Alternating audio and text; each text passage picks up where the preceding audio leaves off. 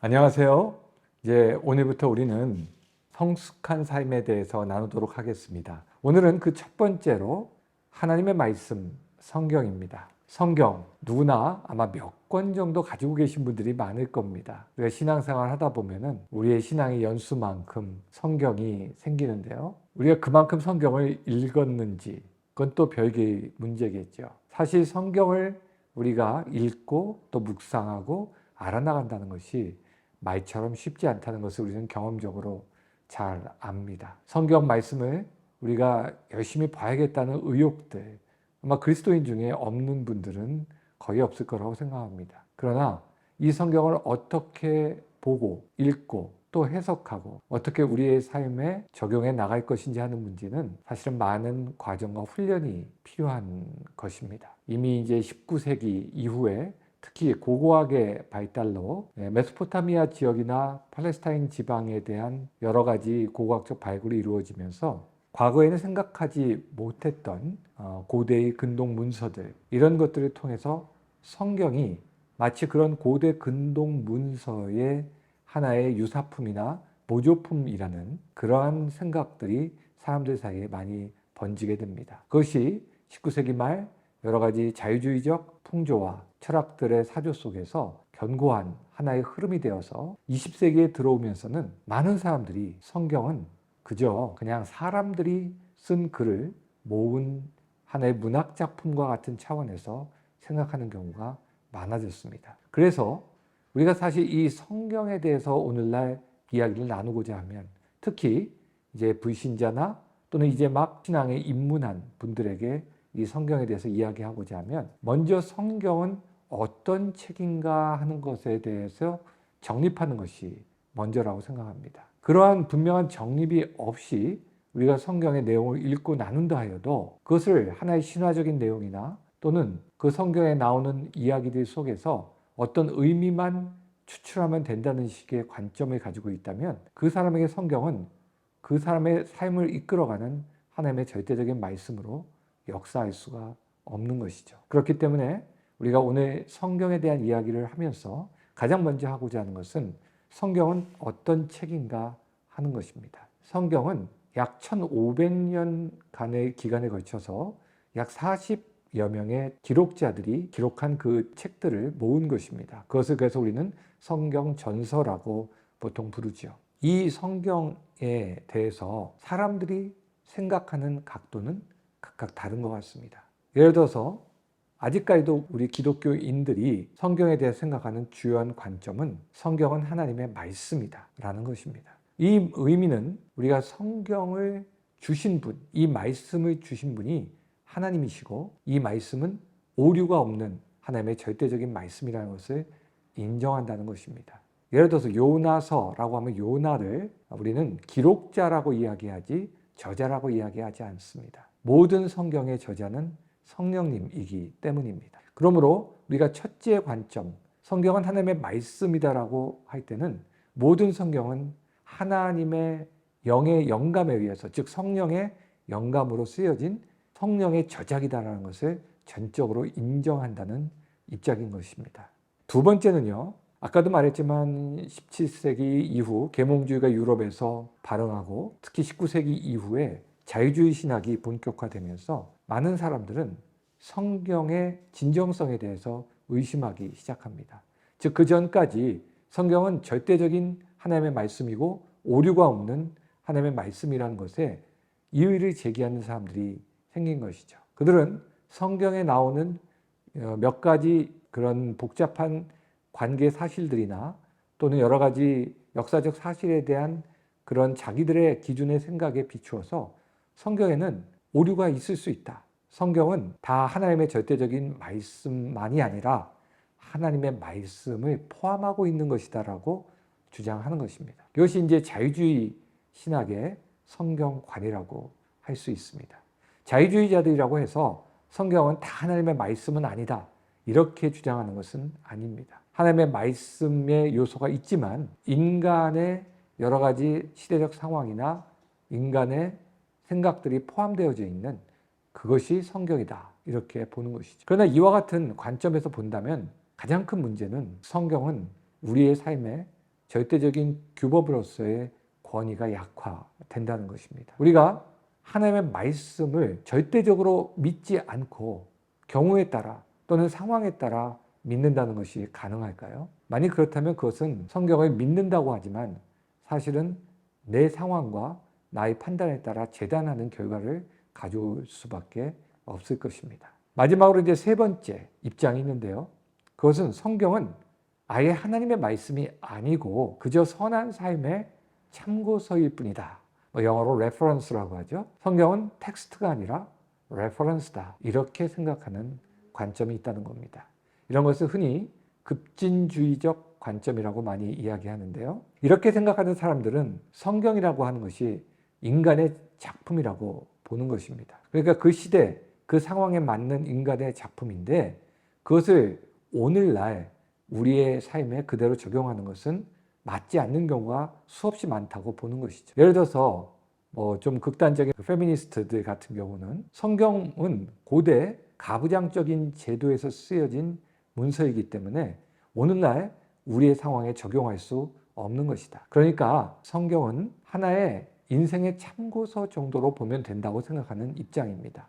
그렇게 본다면 성경은 공자의 논어나 노자의 도덕경이나 또는 여러 가지 서양의 그런 소크라테스의 문서라든지 이런 것들과 별다른 차이가 없는 그러한 하나의 참고서밖에는 되지 않는 것이죠. 그러나 오늘날 문제는 성경에 대해서 이 세 가지 입장 중에 첫 번째인 복음주의적 입장보다 오히려 두 번째, 세 번째 자유주의적 입장이나 이러한 급진주의적 입장들이 오히려 더 널리 유포되고 있는 것이 오늘의 현실이라는 것을 부인할 수 없습니다.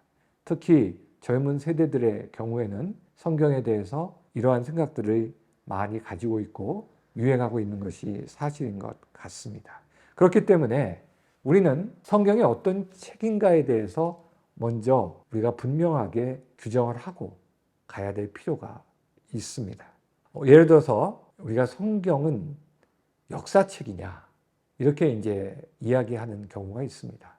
왜냐하면 성경에 나오는 역사들을 우리가 오늘날 다 규명하기 어렵기 때문에 과연 이것이 오늘날과 같은 그러한 역사책으로서 성경을 인정할 수 있느냐라고 의문을 제기하는 분들이 있죠. 이런 분들은 역사적 관점에 대한 이해가 필요합니다. 우리는 보통 역사라고 하면 오늘날 대부분 사실을 있는 그대로 기록하는 것을 역사라고 생각하는 경향이 강합니다. 그것은 19세기 중반 레오폴트 랑케라고 하는 독일의 역사학자가 소위 사실주의 역사관을 주장하면서 나온 그런 역사관인데요. 20세기 들어오기 거의 직전까지 오랜 동안 많은 역사가들의 역사 기술은 오늘날 우리가 생각하는 그런 관점과는 상당히 달랐습니다. 한 가지만 제가 예를 들면 여러분 단군 신화를 믿으십니까? 대부분 사람들은 단군의 신화를 믿지 않습니다. 곰이 사람이 되어 결혼을 하고 환웅과 결혼해서 단군을 낳았다 이런 거 믿지 않죠. 그렇다고 해서 단군 신화의 내용이 전적으로 다 거짓이다 이렇게 말할 수는 없습니다. 왜냐하면요 고대에는요 역사 기록 방법 자체가 상당히 신화적이었습니다. 예를 들면 단군 신화에서 여러분 아시는 것처럼 호랑이와 곰이 굴에 들어가서 마늘만 먹고 20일을 버티는데 그때 거기에서 버텨낸 곰은 웅녀가 되고 버티지 못한 호랑이는 이제 사람이 될 수 없었다는 이야기가 있는데요. 사실은 이런 것은 곰 토템 부족이 호랑이 토템 부족과의 투쟁에서 승리했다는 역사적 반영이라고 할 수 있습니다. 고대 시대에는 역사 기록 방식 자체가 이와 같이 상당히 신화적이거나 우화적인 방식을 많이 사용했습니다. 우리가 보통 헤로도투스 같은 사람을 역사의 아버지라고 부른 이유는 그가 역사서를 기록하면서 상당히 오늘날이 사실주의적 역사관에 그래도 가까운 방식의 역사 기록을 했기 때문에 역사의 아버지라고 이렇게 부르는 것입니다. 그런 경우가 종종 있기는 했지만 고대 역사 기록의 방식은 대부분 다 그러한 신화적 기록 방식이었다는 거죠. 우리가 그러한 시대에 하나님이 우리에게 성경을 주셨습니다. 모세 우경만 해도 그 기원이 BC 1400년대로 거슬러 올라가던데요. 그렇다면 여러분 우리가 한 가지 생각해야 될 것이 있습니다. 우리가 그 시대의 사람들에게 하나님이 성경을 주셨다는 거예요. 만약에 오늘날과 같이 현대인들에게 하나님께서 성경을 주셨다면 제가 볼 때 현대인들의 사고방식과 스타일로 성경을 기술해서 주셨을 것 같습니다. 그러나 그 시대의 사람들은 그러한 방식에 익숙한 사람들이었기 때문에 하나님은 그 시대의 사람들의 눈높이에 맞게 성경을 주신 것입니다. 이런 것을 조금 어려운 말로 영어로는 Divine Accommodation을 하셨다고 이야기합니다. 신적인 눈높이 및 맞춤이라는 거죠. 우리가 성경을 볼 때에 그러한 기록 방식이 있는데 그것을 오늘날의 기준에 맞추어서 오늘날의 역사적 기록 방식이나 또는 과학적 기록 방식에 맞추어서 오류다, 잘못됐다 이렇게 얘기하는 것은 사실은 넌센스입니다.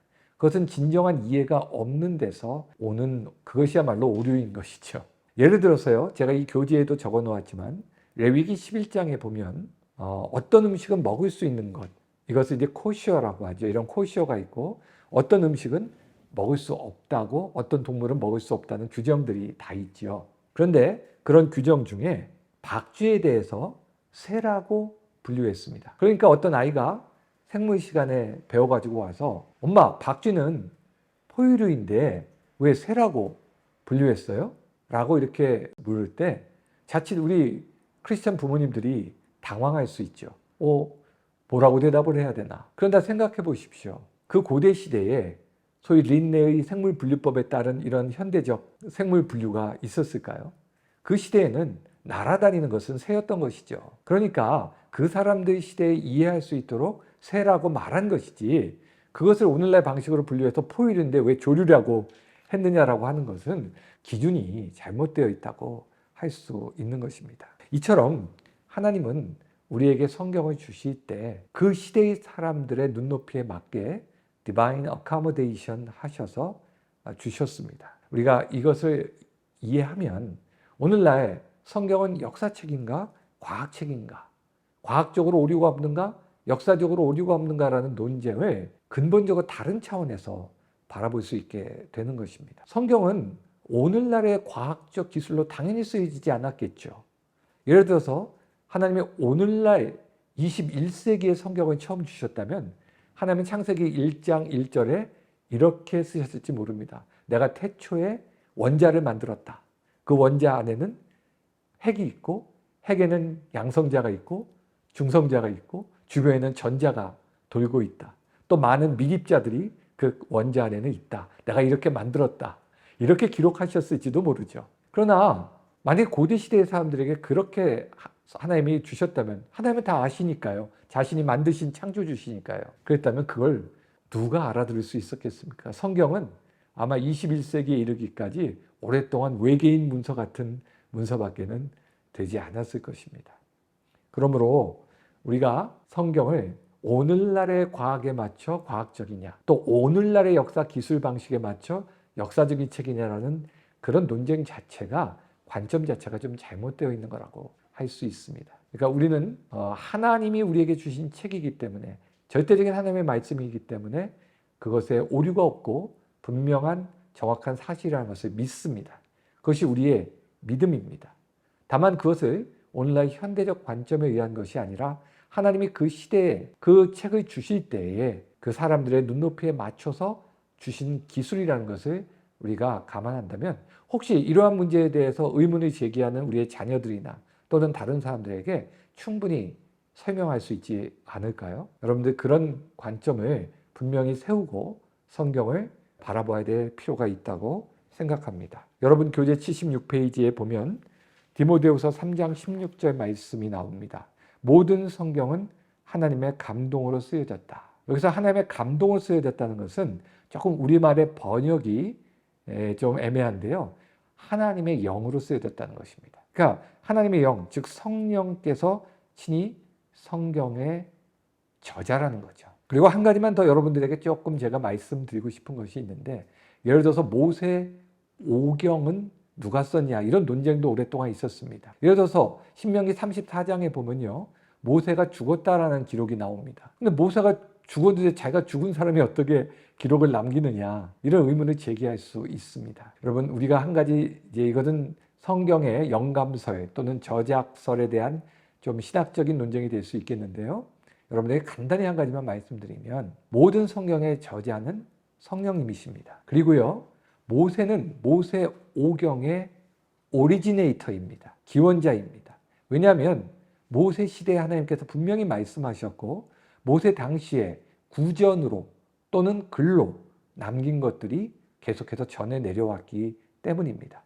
물론 그것이 구약 성경의 경우 오늘날과 같은 형태로 완전히 자리 잡는 것은 바벨론 포로기 이후라고 하더라도 이미 그 전부터 하나님이 주신 문전, 글로 쓰여진 것과 구전, 입으로 전해져 왔던 것들이 있었기 때문에 이러한 것들이 그대로 하나님의 뜻 가운데 성령의 영감 가운데 이루어져서 우리의 성경을 구성하고 있기 때문에 모세가 그 기록자라고 하는 그 의미는 사실은 맞는 것입니다. 그러니까 오리지네이터에 충분한 개념이 있는 것이죠. 여러분들 그것도 오늘날과 같은 개념의 author, 저자라는 개념과 고대 시대의 author라는 개념은 우리가 조금 다르게 보아야 하는 것입니다. 그렇기 때문에 모세 오경의 저자가 기록자가 누구냐?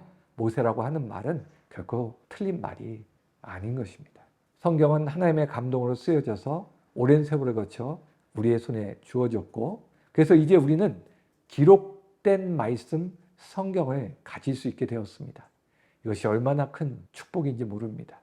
AD 397년 카르타고 공의회에서 신약 27권이 완전히 확정되기까지 결국 AD 한 4세기까지의 사람들은 우리처럼 완전히 합본된 이러한 성경을 가질 수 없었겠죠. 그러나 이제 우리는 하나님의 은혜로 이러한 성경을 가지고 살아갈 수 있게 되었으니 우리가 얼마나 더 성경을 사랑하고 읽고 묵상해야 될까요? 그러한 은혜가 저 여러분 가운데 있기를 바랍니다. 또 하나님의 말씀은 이와 같이 기록된 성경뿐만 아니라 예수 그리스도이십니다. 예수 그리스도는 말씀이시라고 성경은 선포하고 있죠. 그래서 요한복음 1장 1절에 보면 태초에 말씀이 계시니라. 이 말씀은 하나님과 함께 계셨으니 이 말씀은 곧 하나님이시라고 하셨죠. 바로 이 말씀은 말씀이신 예수 그리스도이십니다. 그러므로 우리가 예수 그리스도를 바라보고 깊이 묵상하는 것은 곧 말씀을 깊이 묵상하는 것이 되는 것이죠. 그리고 한 가지 더 있다면 선포된 말씀으로서의 설교의 기능이 있습니다. 설교는요, 하나님의 말씀을 우리에게 풀어줌으로써 우리가 오늘날 그 하나님의 말씀의 능력과 은혜를 살아있게 받을 수 있는 통로의 역할을 하는 중요한 말씀입니다. 그래서 우리가 보통 신학자들이 말씀으로서의 예수 그리스도, 기록된 말씀으로서의 성경, 그리고 선포된 말씀으로서의 설교, 이 세 가지를 말씀의 삼중직이다. 보통 이렇게 이야기하기도 합니다. 여러분 그 교재의 작은 챕터 2로 성경의 메시지라는 부분이 있습니다. 사실 성경의 내용은 굉장히 다양하죠. 성경에는 율법도 있고요. 역사 이야기도 있고요. 또 굉장히 많은 족보들도 나오고 또 많은 시와 노래, 또 많은 예언자들의 예언, 그리고 각종 교훈과 지혜 등이 나타납니다. 이렇게 성경이 굉장히 다양한 내용들로 구성되어 있기 때문에 참 우리는 성경을 읽으면서 참 다이내믹하지 않습니까? 저는 옛날에 한번 궁금해서 코란을 다 읽어본 적이 있습니다. 코란의 분량이 한 신약 성경 정도 되는데요. 코란을 여러분 읽어보시면 굉장히 재미가 없습니다. 좀 딱딱합니다. 가끔 역사적인 사실이 조금 이렇게 나오긴 하지만 대부분 다 뭐 하라, 뭐 하지 말라는 명령과 율법으로 구성되어 있는데요. 저는 코란을 보고 나서 하나님께서 우리에게 이렇게 다채롭고 다양한 내용의 성경을 주셨다는 것이 참 감사하다는 생각이 들었던 적이 있습니다. 그런데요, 이렇게 성경에는 정말 많은 내용들이 있고 그래서 우리가 성경 일독 한번 하기가 참 쉽지 않은 그러한 내용들이 있지만은 사실은 이 성경의 내용은 딱 두 가지로 요약될 수가 있습니다. 그것은 무엇이냐면 오실 메시아에 대한 것과 오신 메시아에 대한 것이라는 것입니다. 우리가 전자를 보통 구약 성경이라고 부르고 후자를 신약 성경이라고 부르죠. 결국 성경 안에 정말 많은 내용들이 있지만 알고 보면 그 모든 내용들의 초점은 메시아라는 겁니다. 예수 그리스도. 그래서요, 요한복음 5장 39절에서 예수님이 이런 이야기를 하신 적이 있습니다. 너희가 성경에서 영생을 얻는 줄 알고 성경을 연구하거니와 이 성경이 곧 내게 대하여 증언하는 것이다. 예수님은요, 그 많은 모든 성경의 내용이 결국은 나를 증언하고 있다고 분명하게 말씀하십니다. 그와 비슷한 말씀이 복음서에 몇 번 나옵니다. 이것이 우리가 성경을 볼 때 가장 중요한 관점입니다. 그것을 흔히 기독론적 관점이라고 하죠. 기독이란 말은 그리스도라는 말이잖아요. 그리스도 중심적으로 성경을 보아야 됩니다. 또는 그런 것을 구속사적 관점이라고도 할 수 있는데요. 이와 같이 기독론적 또는 구속사적 관점으로 성경을 보는 것이 성경을 보는 가장 1차적인 관점이 되어야 됩니다. 왜 그럴까요? 그걸 위해서 하나님께서 성경을 주셨기 때문입니다. 바로 그것을 우리에게 깨닫게 하시려고 오랜 세월 동안 여러 사람들을 통해 우리에게 성경을 주셨기 때문입니다.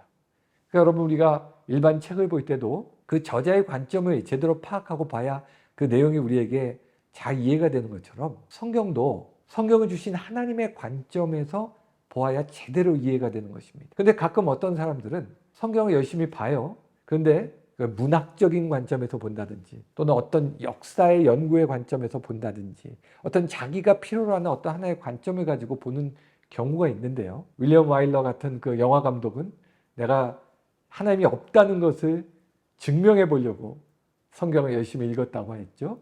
그러다가 이제 뒤집어져서 배너와 같은 유명한 영화를 만들게 되었지만요. 이와 같이 여러 가지 관점으로 성경을 볼 수 있지만 성경은 1차적으로 기독론적 관점, 오실 메시아와 오신 메시아의 관점에서 보아야 한다는 것을 여러분이 깊이 마음에 새겨주셨으면 좋겠습니다. 그리고 세 번째, 이제 성경의 형성 과정에 대한 이야기가 나오는데요. 제가 이 이야기를 조금 적어 놓은 것은요, 이제 사람들이 의문을 가질 수 있기 때문입니다. 예를 들어서 여러분이 양육자인데 동반자가 어느 날 성경을 읽다가 이렇게 물어볼 수 있습니다. 아니, 성경에 왜 없음이라는 구절이 있어요? 없음? 어떻게 하나님의 말씀인데 없음이라는 구절이 있을 수 있나요? 이렇게 물어볼 수 있겠죠. 여러분들이 대비하고 있지 않으면 갑자기 당황할 수 있습니다. 사실 신약에만 13개의 없음이라는 구절이 있거든요. 그런데 여러분, 사실은 저는 이것이야말로 성경의 진정성을 보여주는 것이라고 생각합니다. 구약 성경은 이미 모세 시대부터 아까 말씀드렸듯이 많은 문전과 구전을 통해서 우리에게 전해져 왔고요. 그것이 AD 90년경에 예루살렘이 멸망하고 나서 로마에 의해서 얌니아라는 곳에 가서 그 학자들이 오늘날의 구약 성경 39권에 해당하는 히브리 성경으로는 24권인데요. 그것을 확정했습니다. 그리고 신약 성경 27권은 AD 397년 카르타고 공의회에서 확정을 하게 됩니다. 근데 이 확정 과정이라는 것은 무엇이냐면은 그때까지 내려온 모든 성경의 사본들을 일정한 사본학적 기준을 가지고 분류했던 거예요. 그러니까 여러분, 왜 그러냐면은 우리가 성경은 원본이 전해지는 것은 없다는 것을 여러분 아셔야 됩니다. 하나님이 주셨던 그 저자들을 통해 주셨던 첫 번째 원본은 우리에게 남아있지 않습니다.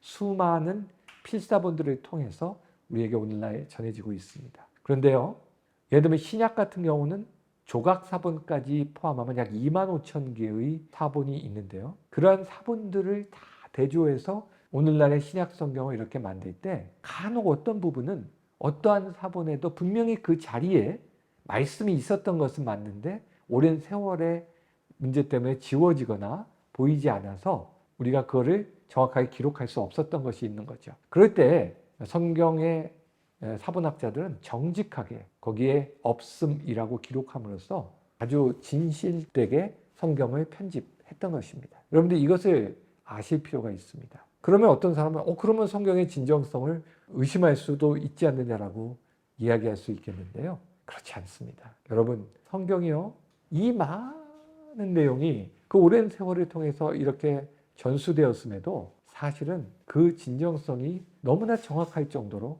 하나님 우리에게 전수시켰다는 많은 증거들이 있습니다.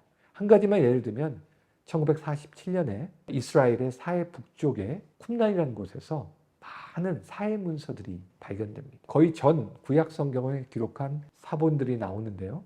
이 사본들은 나중에 AD 1000년경에 소위 레닌그라드 사본이라고 하는 데서 정리한 구약 성경과 비교해 볼 때 그 오랜 세월 동안 전수됐는데도 거의 다른 내용이 없는 것입니다. 그래서 이 사건이 굉장히 성경의 역사에서 획기적인 사건으로 기록되어 있는데요. 이렇게 오랜 세월 동안 하나님께서 사본을 통해서 우리에게 주신 성경이지만 우리의 구원을 위한 하나님의 말씀으로서 조금도 문제가 되지 않는 것이라는 것을 우리는 확신하게 되었다는 것입니다.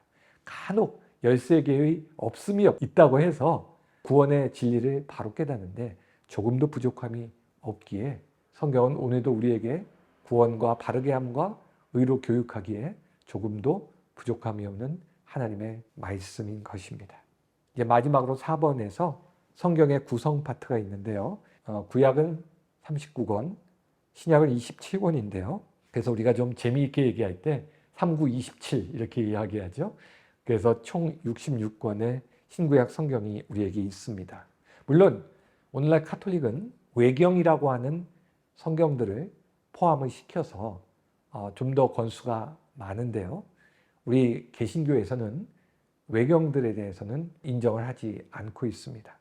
그래서 총 66권의 성경 구성을 보면 교재의 표에 나온 것처럼 구약은 율법서, 그리고 역사서, 시가서, 그리고 예언서, 신약은 복음서, 역사서, 서신서, 예언서로 구성이 되어 있어서 이 비중은 각각 다르지만 그 구성은 좀 신약과 구약이 마치 데칼코마니처럼 서로 이렇게 일치하고 있는 구성을 보이는 것도 좀 특이한 점이라고 할 수 있겠습니다. 여러분들이 이러한 성경 하나하나를 이제 구체적으로 또 읽고 또 연구하고 묵상하는 과정을 통해서 이 성경의 세계에 풍성한 은혜를 누리게 된다면 우리는 그 어떤 것보다도 확실한 구원의 여정과 구원의 확신의 은혜를 덧입게 될 것입니다. 마지막으로 딱 한 가지만 말씀드리겠습니다. 어떤 분이 그런 말씀을 하시더군요. 성경에는 두 가지 종류의 성경이 있대요. 첫째는 믿는 사람들이 보는 성경이고 두 번째는 믿지 않는 사람들이 보는 성경이랍니다. 믿는 사람들이 보는 성경은 바로 우리 기록된 성경이죠. 사실 믿지 않는 사람들이 특별한 경우 아니면 이 성경을 보지 않지 않습니까? 그러나 믿지 않는 사람들이 보는 성경이 있다는 것이죠. 그것은 바로 저와 여러분이라는 겁니다. 세상 사람들은 기록된 성경을 보지는 않지만 우리 그리스도인들을 보고 하나님을 보게 되기 때문이죠. 그래서 바울이 고린도후서에서 너희는 그리스도의 편지라 너희를 통해서 하나님을 보게 된다고 말씀하고 있습니다. 우리가 어떠한 믿음의 삶을 살아가야 될까? 그 열쇠는 하나님 말씀인 성경에 있을 것입니다.